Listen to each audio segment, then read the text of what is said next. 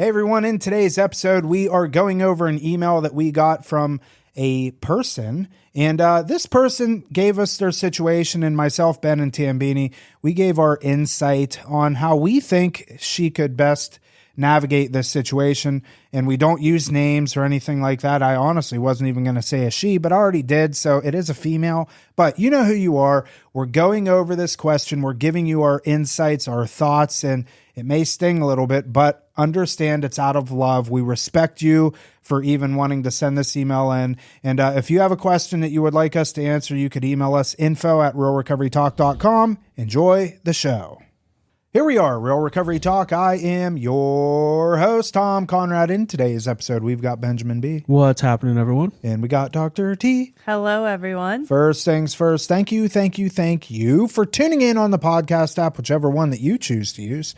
And thank you for watching on YouTube. In the end, if you have any comments, questions, or concerns, you can always reach us, info@realrecoverytalk.com. Again, that's info@realrecoverytalk.com. And ultimately, we want to help you turn your mess into your message. Right, peeps? Right. That's right. And also, you can go to realrecoverytalk.com/guide, and that will get you 5 steps to get your help, your loved one, the help that they need. I almost bumbled it again. realrecoverytalk.com/guide, and that is a PDF download that you can just put your email in. We'll send it right to your inbox. 5 things that you could do today to get your loved one the help that they need. Also, on June 26th, never mind, this episode is going out after June 26th, so disregard that, but we have something pretty interesting coming on the pipeline. Do either of you want to share about it? Are we talking about August 1st, Tom? August 1st, Ben. What happens on August 1st, Tom? I asked you. I want to hear from you. Okay, on August 1st, we are releasing our Family Reconnect program, and what this is going to consist of is it's a membership approach, I guess is the right word. And every 2 weeks, you're going to be on a group call, Zoom call, whatever platform we're using.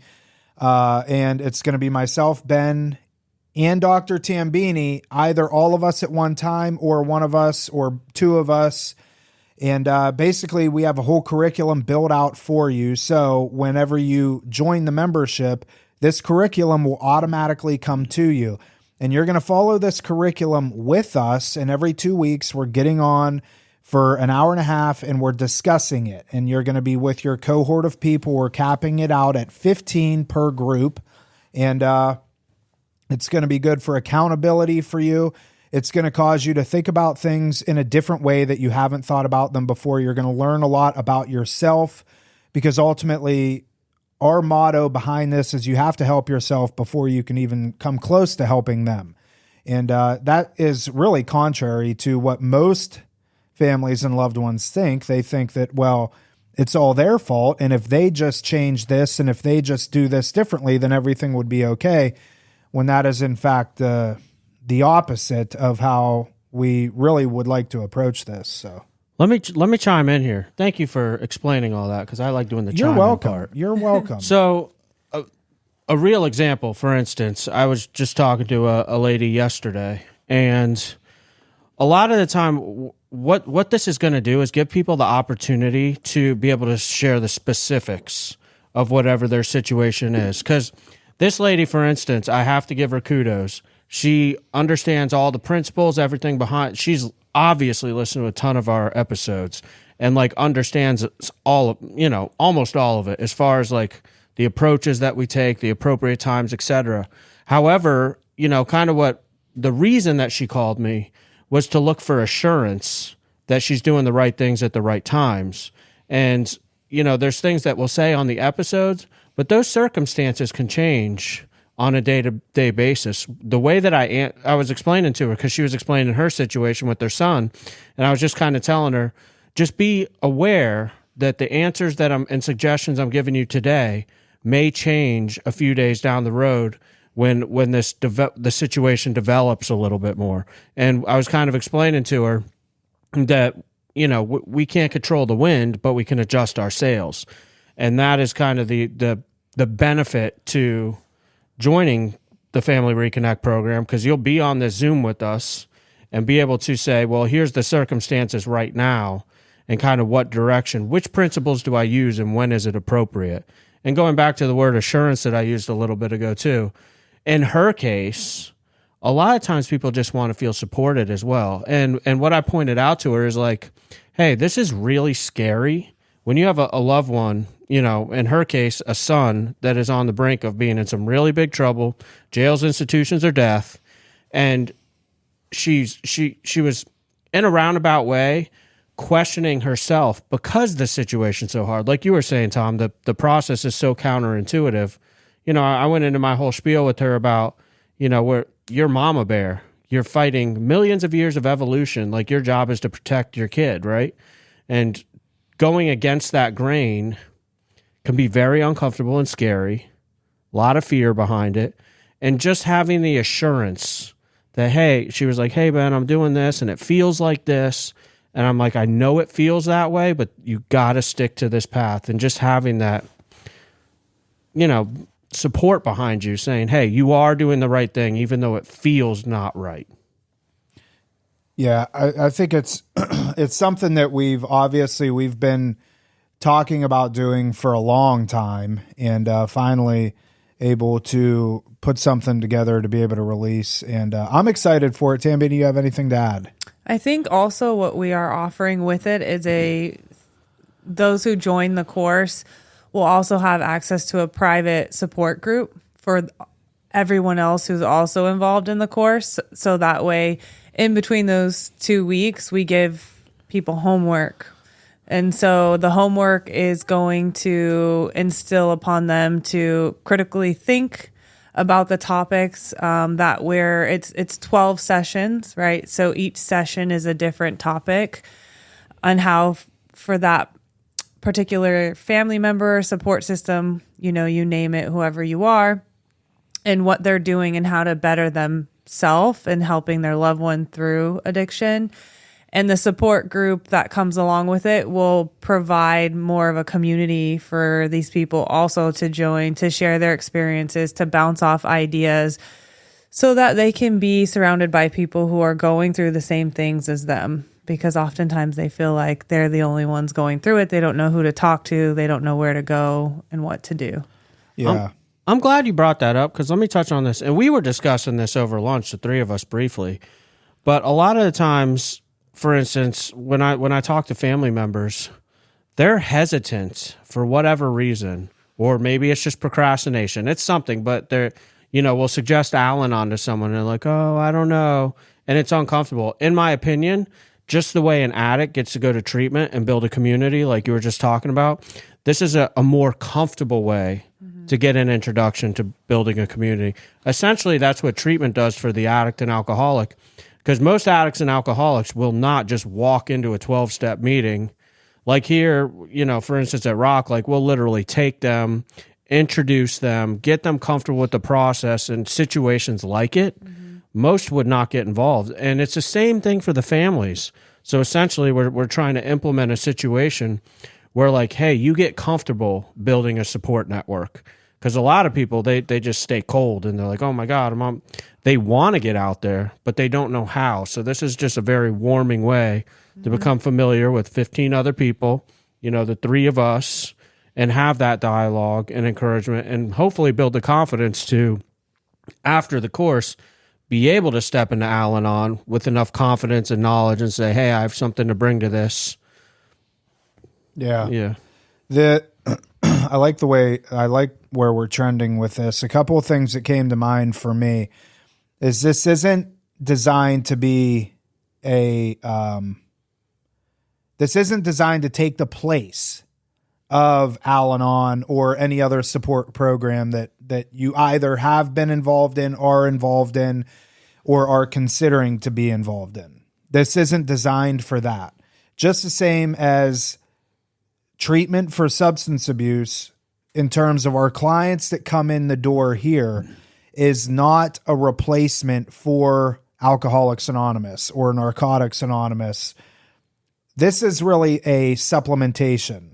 There's certain things that you're going to be able to get inside of Al-Anon that you won't be able to get inside our program.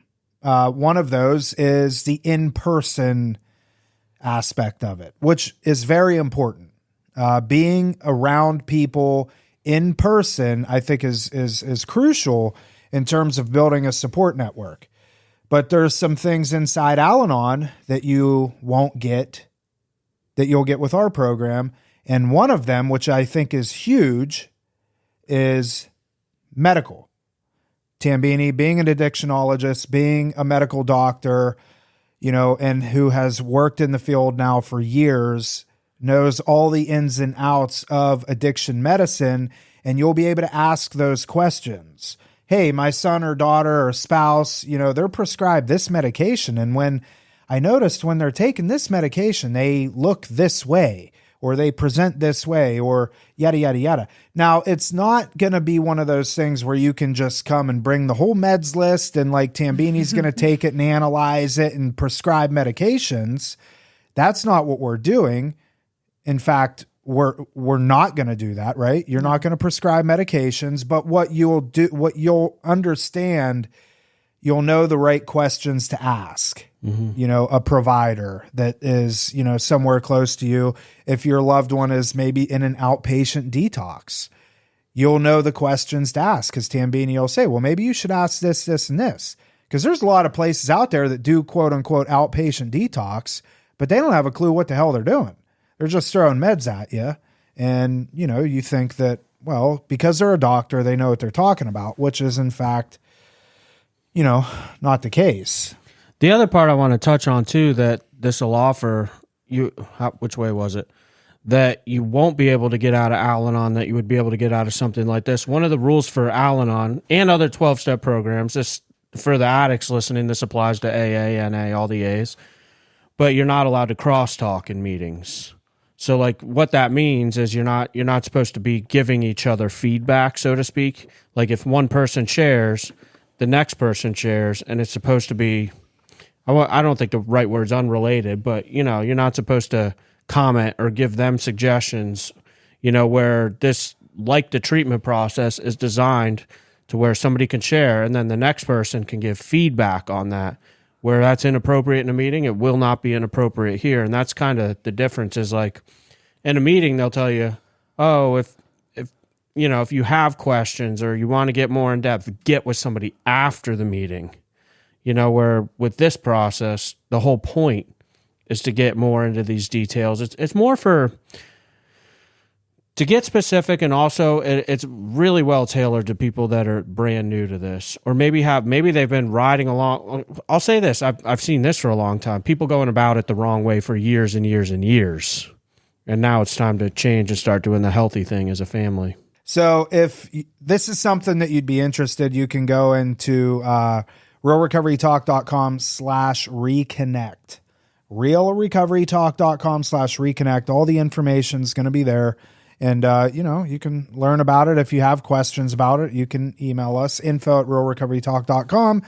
And, we'll ask or answer your questions. And hopefully, I don't know, my goal is obviously to help as many families as humanly possible, through this process. And so I do think that this helps us segue into the next part of what we wanted to talk about.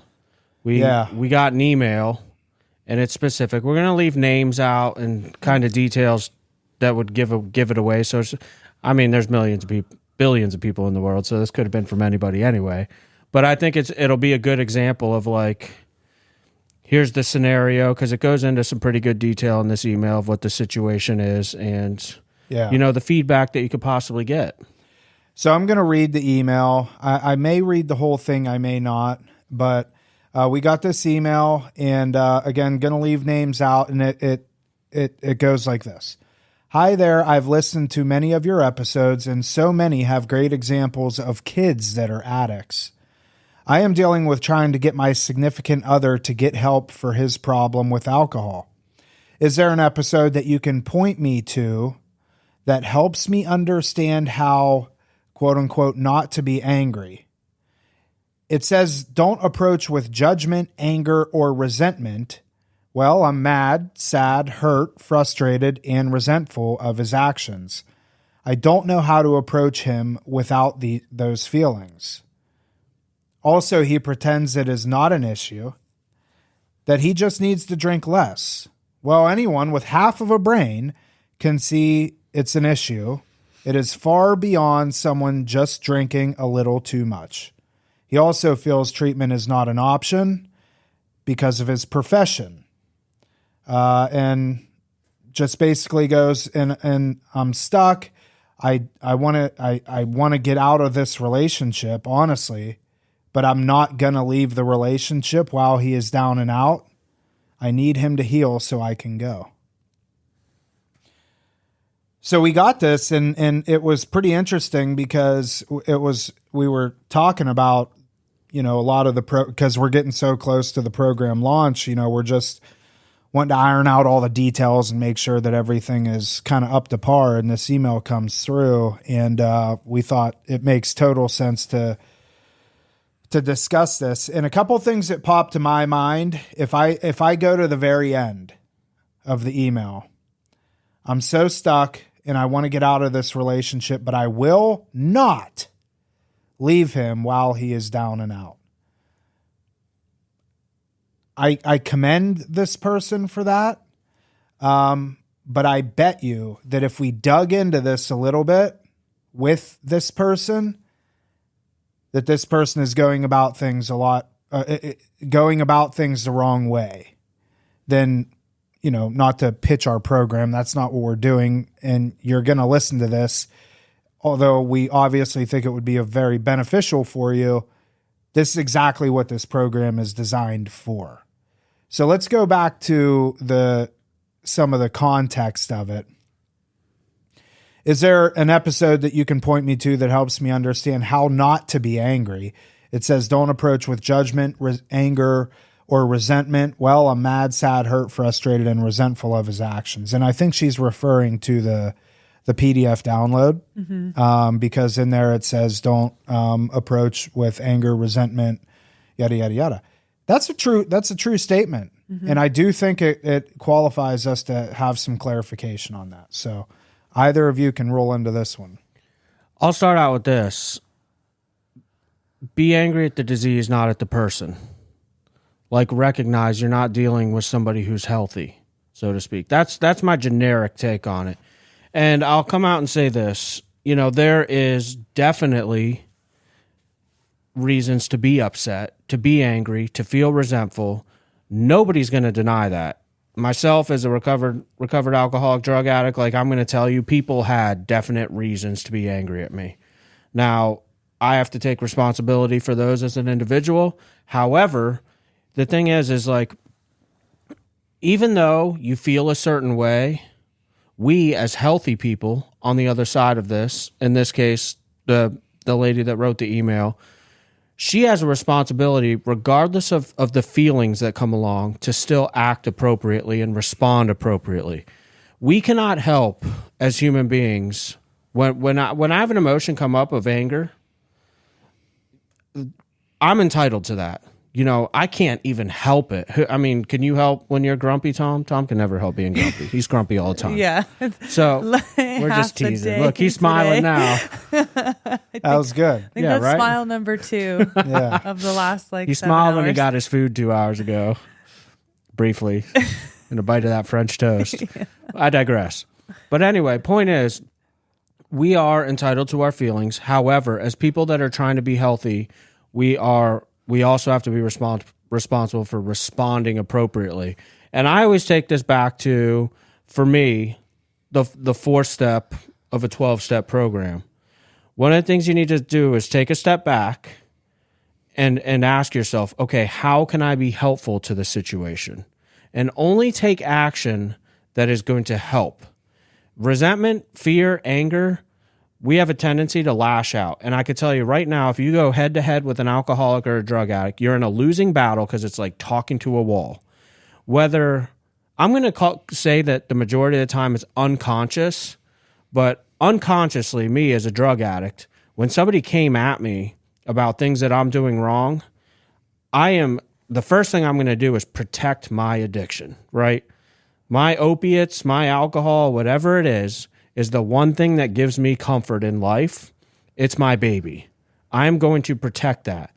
So again, you have to understand, like going back to what I was saying earlier, don't be angry at the person. Try and change that perspective to be angry at the disease, because what they're doing is they're trying to protect the thing that gives them the most comfort. And I could tell you, I'm not going to put 100% stamp on this, but the majority of the time, doing it inadvertently, unconsciously, it is a part of addiction. I did everything that I possibly could to get to my next high, to get to my next drunk, to justify my last drunk, my current drunk, whatever the case is. I am fighting for that thing. Yeah. What do you got, T?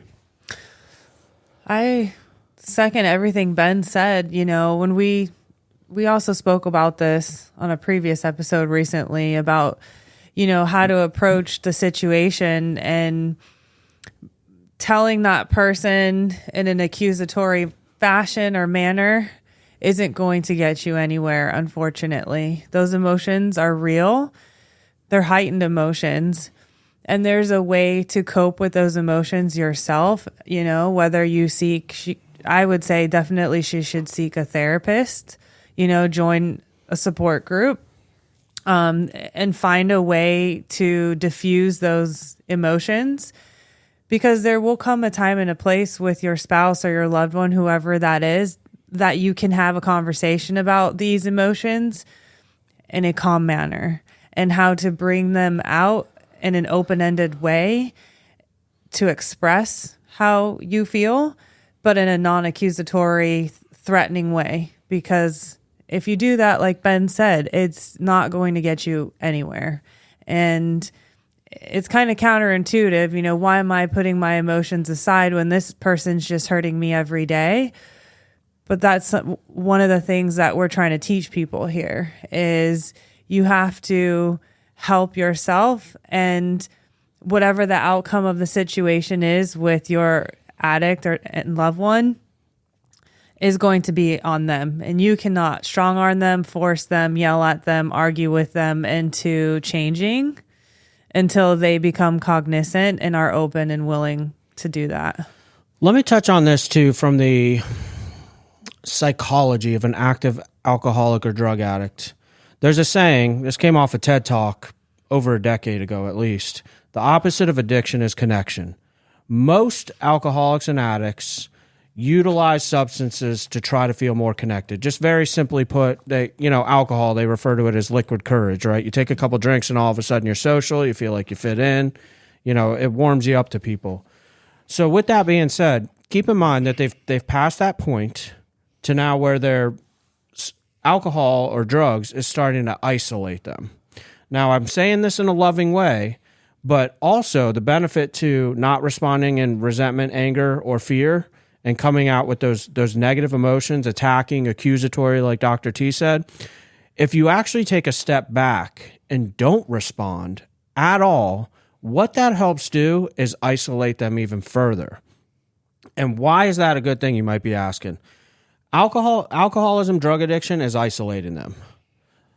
That's not why they got into it in the first place. They got into it to feel more connected. So by not going at them, you're actually increasing the isolation.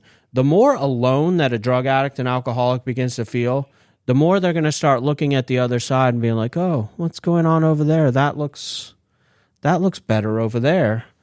So, if you don't know what to do, don't respond. Because I'll go back to it. There's nothing more frustrating than trying to talk to a drug addict or an alcoholic. It's like that's an active addiction. It's like talking to a wall. They're never going to hear you. I promise you. So it's actually the opposite. Take a step back. Don't respond to this stuff.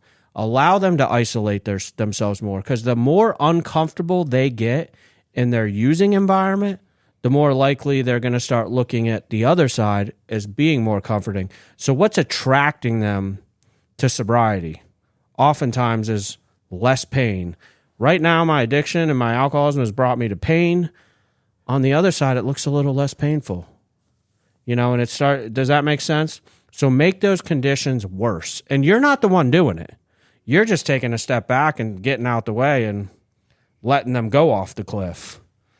Well, if you if you think about this, I'm trying to think of how this conversation would go. I'm trying to put myself there.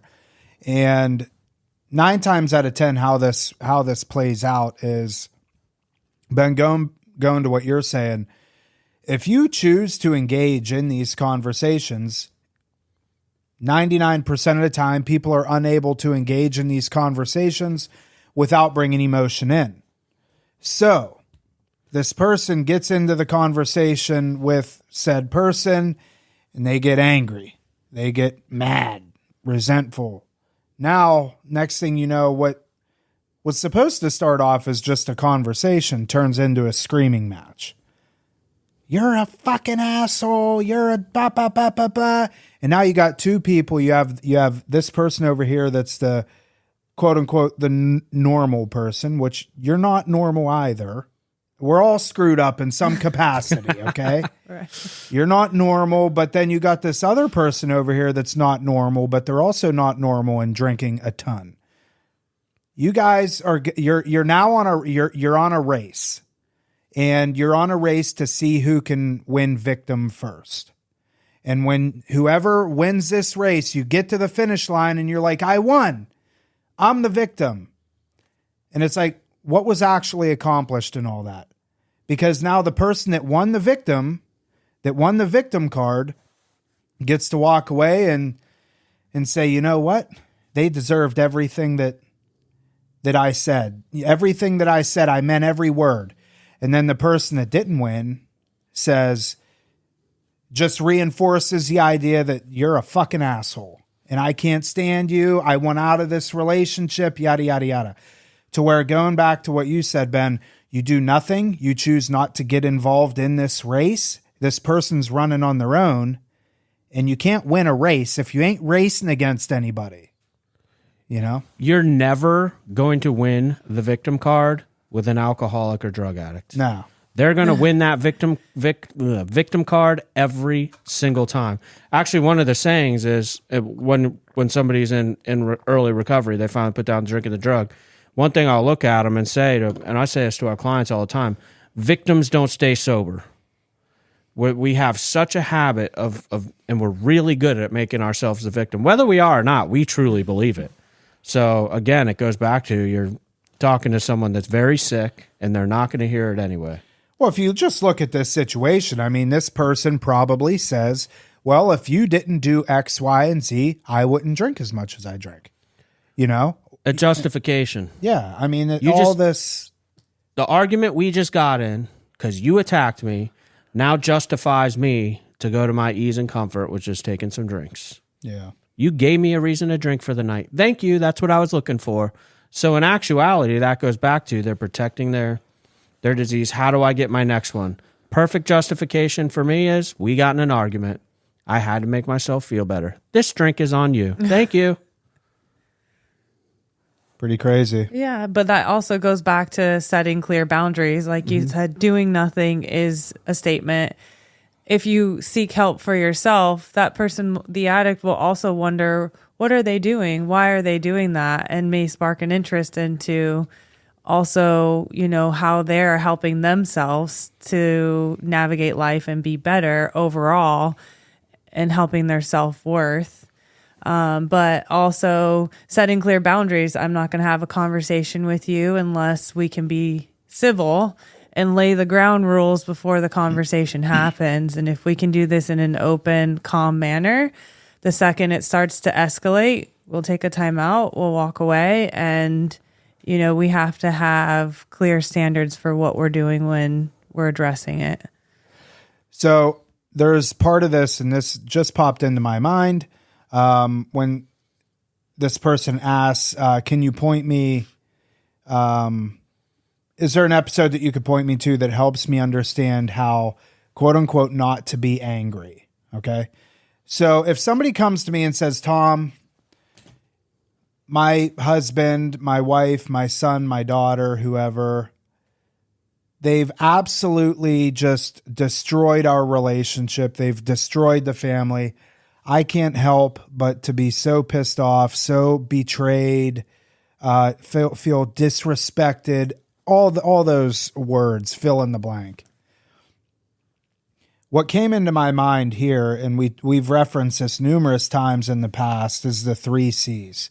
So if I could say this in a very abbreviated version, how not to be angry, I would say the 3 C's. You didn't cause it, you can't cure it, and you can't control it. So you're angry, and I'm not saying to not be angry. You could be angry. There's nothing wrong with being angry. But going back to Ben, what you said, be angry at the disease. Don't be angry at the person, because you can't cause it, you can't control it, and you can't cure it. And when you can get into that mindset and really take a step back and understand, like, you know, exactly that. I didn't cause it. I can't cure it. I can't control it. What am I angry at? I'm angry at the situation. Okay, I'm angry at the situation, but what steps can I take moving forward to make this situation better? And then let's shoot to the very end where this person says, I'm so stuck and I want to get out of this relationship, but I will not leave him while he is down and out. I need him to heal so I can go. I wanted to ask about that. Yeah, go ahead. I need him to heal before I can go. That's messed up, in my opinion. And there's what I will say is, you love them from afar and you kill them up close. I've said that so many times on this podcast. And this is, I think, and this is obviously extremely limited information. This is what's happening here. What does that mean?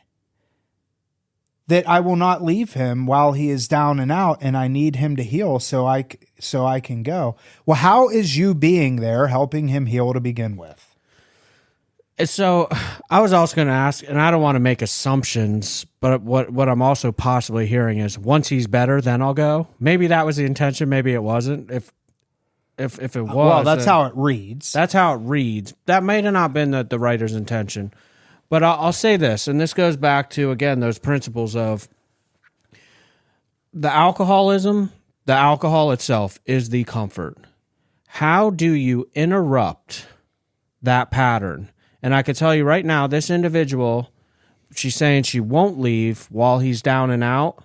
Really what you're doing there is coddling and caressing and enabling. Yep, that's the big E word. I thought you said canoodling. No, enabling. Enabling. You're making it, the alcoholism, the active alcoholism, more comfortable. There is less reason to change. You staying in the situation, making it more comforting, gives him less reason to change. Point blank. Now, if you step away from the relationship and say, I'm done with this, the reality of the situation is there's more chance that this individual will look at their drinking and say, ooh, I'm starting to lose things because of my drinking. My significant other just walked out the door because of my drinking. What's the choice to be now? And they may continue drinking, they may not. You know, we're the result isn't up to you. You can only do your part. But right now, sticking around while he's quote unquote down and out is only going to leave him down and out for longer. I would say now's the best time for you to go. I would too. And I don't want to sit here and tell people when. You have to allow people to have their process. Let me make it clear. I don't think it's any of our places to be like, oh, I'm not saying divorce your husband or whatever the case is. Like, that's not our place. There's a lot of situations and scenarios. However, if you take a step back and even saying to yourself, maybe just stepping away temporarily, like maybe you don't plan on leaving, but you're like, I'm not staying here right now. Doesn't mean not later. Yeah.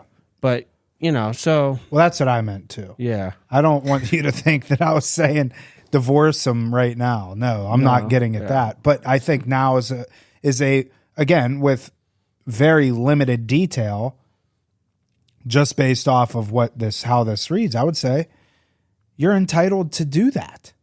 You don't have to have anybody's permission, and you don't have to have permission from yourself to make that decision. And don't fool yourself into thinking that just because you are sticking around, it's making things better. In fact, it could be making things worse. I would venture to say 100% it's making things worse. Yeah. Yeah. That's a loaded statement. It is. I mean, if you think of addict manipulation at its best and how it overtakes the loved one's mind and body and emotions and everything, that statement, I think, clearly says it, and codependency to the other end of that, that they're living together through all this pain, but she still feels that she cannot leave him when he's down and out. She's not separating the fact that it doesn't matter what she does, the outcome's going to be on the addict themselves, and her self-worth, her happiness, her everything right now. Again, I don't want to make assumptions. She's hedging on this person and what they're doing. And that's what we're trying to break free and help people break free from, is that your happiness, your self-worth, your everything is what you make it. It's not what happens with the addict. It's not same thing back to the 3 C's. You can't control it. You didn't cause it. You can't make them get sober. You can't make them stop drinking. So you have to shift your mindset into helping yourself in order to help that person. The last thing I want to say on this, and then I would like to give her some action items to take. There was one other part too, yeah. In that, go ahead, email. you go. So there was something in that email too that I wanted to point out, and we've covered this quite a bit. But there's a part in the email that says something along the lines of, in his profession, this is frowned upon. I will tell you right now, I think we decided prior to hitting record on the podcast we weren't going to disclose what the profession was. I could tell you right now, we've had many people in our treatment center and also on the podcast in the same profession. Right. If I gave away the episode number and went and found it, it would give it away. But it doesn't matter what the profession is. Right. That is an absolute excuse, because at the end of the day, and me knowing what that profession is could really have some serious, serious consequence, not just harming themselves, but others if the drinking continues. I won't disclose again what the profession is, but I can tell you right now, it could be even dangerous for society to continue the drinking and not interrupting that pattern. And I'll go back to this too. Doesn't matter what the profession is, your job is protected in the United States. It is a federal law. You cannot lose your job when you say you need to go get help for substances. Right. No, that's a good point. I'm glad you brought that up. The last thing I wanted to say, and if you're listening to this, just know that everything that we're saying here is out of love and respect. And it's easy for us to sit behind these 3 microphones and babble on, but understand that this is, at this point, between the 3 of us, we've worked with thousands of families. So we're giving our insight and opinion based off of experience at this point. Go ahead. Can I touch on one thing? I've said this in multiple episodes, but I think it's important to add in here again. Keep in mind, we have always said amongst ourselves, like for instance, if my child ever has a substance abuse issue when they get a little older, even with all my knowledge and experience, I'm going to go to a third-party professional to seek insight, because just to call it what it is, I'm emotionally compromised. Yeah. In the situation. Being emotionally tied to it. That is why we need to take somebody else's objective perspective and suggestions versus subjective, because if you're emotionally involved in the situation, your judgment is not going to be the same as somebody else is looking at the outside and saying, here's the finish line, this is where we need to get to. That emotionally compromised person be running in circles around and never get to the finish line. Listen to other people. We say it for ourselves. Yeah. All right, this part may sting to the listener that sent this email, if in fact you watch this or listen to it. But I encourage you, if you're not watching, go to YouTube and watch it because, I wore my wouldn't Mickey you? Mouse shirt today. Yeah, Ben wore his Mickey Mouse shirt. It's less threatening. So, okay, so just to prepare you, this may hurt a little bit. I'm so stuck and I want to get out of this relationship, but I will not leave while he is down and out. I need him to heal so I can go. Another thing that came to my mind, Ben. I'm on fire today. Oh, you are. It's like I took nootropics or something. What? I don't know. Are you surprised I knew what nootropics were? Golly. Here's what I'm going to say, and I'm not, and I want you and anybody else that is listening to this episode, if you are in this specific situation, I want you to ask yourself this question. If I'm willing to stick around with this person while they are down and out, why am I not willing to stick around with this person when they're better? And Ben, you ask this all the time to people. Is it possible that this person is your drug of choice? Does this person and this person's, I got goosebumps. Does this person's actions, the way that they treat you, the situations that they put you in, all this stuff, are you sure that this isn't something that actually is something that you thrive on? And that I'm not gonna go as far as say is enjoy, because I don't think that you enjoy this, but subconsciously, this could very well be your drug of choice. And then when this person gets better, it's like when the dope dealer gets arrested and thrown in jail, you got to go find another dope dealer. So this is all the more important why you have to figure this stuff out on your own from your own perspective, and you have to heal yourself before you help them, because if and when this person does get better, if you don't figure out your own shit behind it, you're just going to go find another one of these people. And I mean that with the utmost respect, love. I'm not coming at you or anybody. That's just the reality of it. Yeah, you need another fix. Yeah. I want to give an example of this. My mother won't mind if I talk about this. For however many years I was in active addiction, well over a decade, maybe close to 2 decades.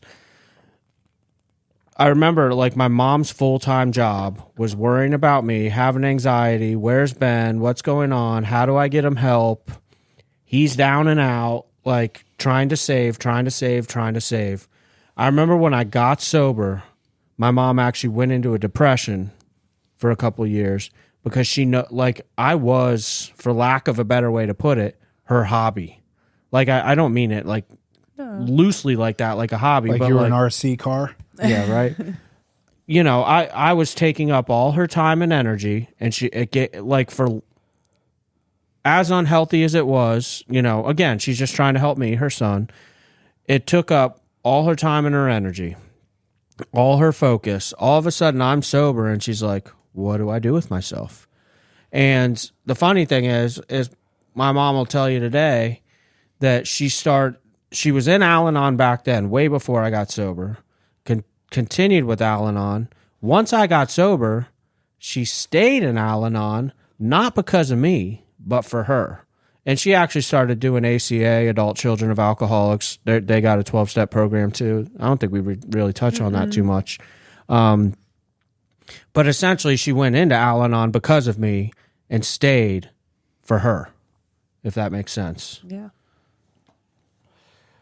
T, you were awfully quiet in this episode. I'm sorry. Are you thinking about the old Red Hot Chili Peppers? I am. I can't wait. Give it away now. What else they sing? Do they sing that song, Standing in Line? Yes. Yeah. Yes. Yeah. No, that's because Ben, everything that I had on my mind, Ben said. I know. Ben's like a wizard. Bible. Thank you for inviting me in for my vacation today. That's why I got my Mickey Mouse shirt on. I was actually out and about. Yeah. You guys are kind of matching, minus Mickey Mouse. Yeah. We are every day. Shoes match a little bit. Mm-hmm. Yeah. Our shoes match yours too. A little bit. Got some blue. Oh, yeah. It's like we coordinated. I got black socks on though. Kind of. I need the white. I should have had white on today. Anyways, well, that was fun. So I hope you got some answers out of that. I hope there was some clarification. Again, you know, we love you and we don't even know you, but you're a listener and you had the courage to send the email. And, you know, hopefully you don't mind that we shared this on the episode, but most of the time people are grateful whenever. My take on that was when it said in the email, is there an episode you could point me to? I was like, we could just make one. Exactly. Yeah. Yeah, we'll give you one right now, specific to this. Which is why we encourage people to, because listen, between the three of us, like we're almost 400 episodes in, we run out of shit to talk about.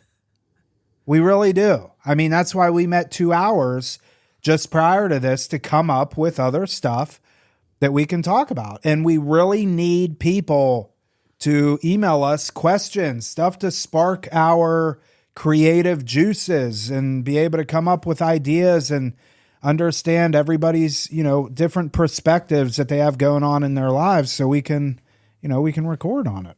Yeah, I want to reiterate, like, to the lady that wrote the email. It's not like they, you know, when you're born or in elementary school or high school or whatever, that they give you a handbook on, like, when your loved one's an alcoholic drug addict. Like, Right. there's no training manual on this. You know, we stumble into it because of life circumstances, the 3 C's that are out of our control. You know, all of a sudden you find yourself with a loved one who's in active alcoholism or addiction. Like, we do our best in the beginning, but then as we get education, we change course. And part of that education a lot of times is, you know, Tom keeps saying we're doing it out of love. We need to be told the truth about the situation. Sometimes the truth hurts. It does, you know, but it doesn't mean that as a human being, you've done something wrong. You haven't. We do the best we can with our hearts in a loving way, but sometimes you can even love somebody to death. That's where that saying comes from. Love them from afar, kill them up close. Yep. We should put that on a t-shirt. That's a good idea. Ding, ding, Uh-huh. ding. We've been Uh-huh. searching for so long. We've been looking for a t-shirt idea, Ben. That's what do a you good think? one. I like that. Love them from afar, kill them up close. What's the acronym to that? L T F. No. Oh yeah. Wait, A, what? LTFAF. Oh, but then you guys still got to do the whole. But then kill you 'em got thing. Yeah. kill them That's up long, No, bro. close. we'll just write it out.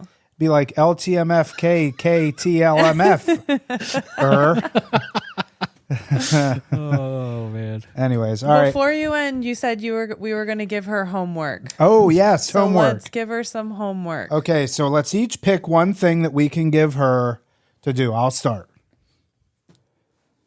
What if you steal mine? I know. Well, Why you do have you to get to come go up with first? it. All right, fine. You come up. You go. Hold on, first. I haven't come up with mine yet. All right, go to Al-Anon. That's a good start. Set Or bou- any support group. set boundaries. One of you better pitch our program. Well, our program, one of the sessions specifically is on how to set boundaries Yes. and how to uphold the boundaries that are set, because it's easy to set them. Upholding them is a whole nother beast in itself. Correct. I'm super codependent, so I'm going to say write Ben an email and I'll give you a call. You are codependent. Tom's rolling No. his eyes. I'm so bad with that. Yeah, No. You are bad. I know, dude. I know. But hey, dude, that's why you're our I think I referenced you in one of the videos that I did. You are like our caretaker. You know? Too much. I know. Also, homework for her. I like what you said, self-reflection. You know, sit down and reflect on what you wrote us and tease out the things that we actually talked about and what you can do with that. Yeah, I would reread your email and really analyze it and think of the things that you really truly meant and the things that maybe you said out of emotion. And the last thing I'll say is that, you know, between the three of us, again, we've worked with thousands of families. It's very common for people to want to get out of relationships when they're used to being beat up, you know, in terms of substance abuse and stuff like that. But the interesting thing is when you look at any sort of abusive relationship, they always say they want to get out, and then they'll get out for a period of time and then go back. And then they'll get out and then go back. Or go to someone else who has similar traits that is treating them in the same way as before. So I think that if you take anything from this episode, the best thing that you can do is what Ben said, hate the disease, don't hate the person. Reflect on your relationship with this person. I don't know how long you've been married, but unless you married this person and they were a full-blown alcoholic when you chose to marry this person, if there was a period of time within this marriage that this person was sober and you loved this person and your life was enjoyable and everything, really try and reflect on that period of time, because hopefully you can get back to that point. And if this person chooses to get the help that they need, your relationship will be 10 times greater than it was before they were an alcoholic to begin with. All right, I'll give a non-codependent homework assignment. Thank you. You're welcome. But you already said it, so go ahead and email them. You can email them, ben@realrecoverytalk.com. I would like you to ask yourself this question, possibly journal about it, the why or why not. If he never gets sober, will you be able to live your life and have peace? Ooh, that's a good one. If he what? Never gets sober. Mm-hmm. Because what I was hearing in there is I need him to get better for me to be okay. Right. Let's flip that around. Can you be okay if he never gets better? Like it. Yeah. And also to segue into our webinar that we have coming up, it does go over things like guardianship, voluntary versus involuntary, and, admissions into treatment, things like that people can watch to see if the person's addiction is really overtaking them and affecting their job or affecting their health. What are some things you can do to help that situation as well? Yeah, I was wondering when this episode was going out. But it may be going out next Wednesday at 7 a.m. And the webinar is going to be... that night. Yeah, so hey, tonight there's a webinar. Tonight there is a webinar.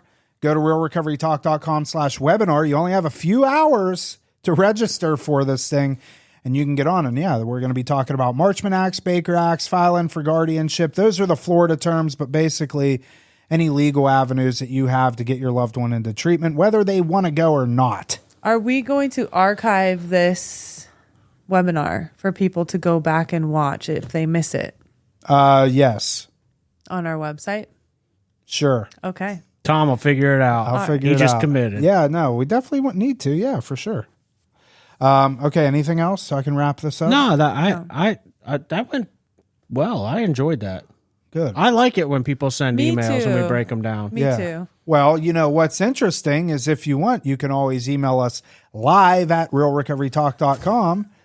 And you can ask us a question on air, and you can choose if you want your face, if you want your face to be shown on the YouTube video, we can, or we don't have to show your face. We don't even have to use your real name. You can give us an alias, and you just kind of tell us what your situation is, and you'll have 10, 15 minutes, and you'll get advice from us and kind of our recommendations. So if that's something that you'd be interested in doing, you can email us live at realrecoverytalk.com.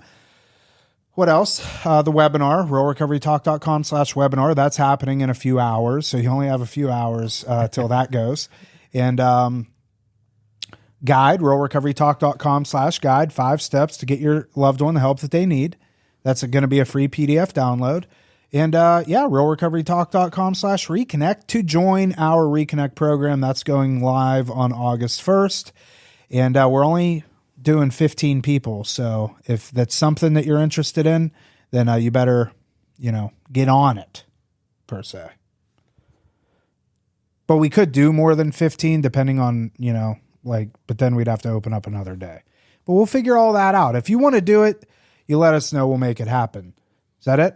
That's it. Thank you for tuning in on this episode of Real Recovery Talk. I'm all screwed up because I did all that stuff. Because your there. ADHD brain. With the nootropics? Yeah. My nootropics wore off. All right, that is it for this episode of Real Recovery Talk. Thank you for tuning in.